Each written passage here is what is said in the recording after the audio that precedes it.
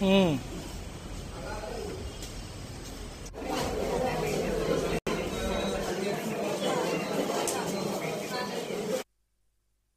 ঊনকোটি জেলা হাসপাতালের oxygen plant বিকল হয়ে আছে, এই ব্যাপারে কি বলবেন? অক্সিজেন প্ল্যান্ট বিকল হওয়ার কারণটা হচ্ছে যে আমাদের অ্যানুয়াল মেনটেনেন্সটা একটা কোম্পানির সাথে ছিল, সেই কোম্পানির সাথে অলরেডি টাই আপটা শেষ হয়ে গেছে।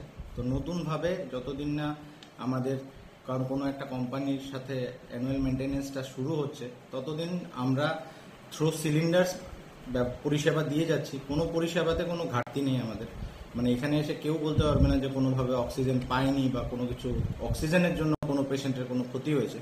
আমরা যতটা পারি থ্রো সিলিন্ডার্স মেনটেন করে যাচ্ছি, কিন্তু ওই ওই অক্সিজেন প্ল্যান্ট মেনটেন করার জন্য যেটা দরকার সেটা হচ্ছে একটা অ্যানুয়াল মেনটেনেন্স, যেটা থ্রো ডিএইচএস করবে।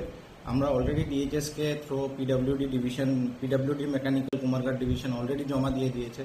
তো সেটা অলরেডি প্রসেসিংয়ে চলছে, যখনই হয়ে যাবে তখনই আমরা এটা ফাংশনিং করতে শুরু করে দেবো। মোটামুটি কতদিন ধরে বন্ধ আছে? নিয়ার অ্যাবাউট 7-8 মাস ধরে বন্ধ আছে।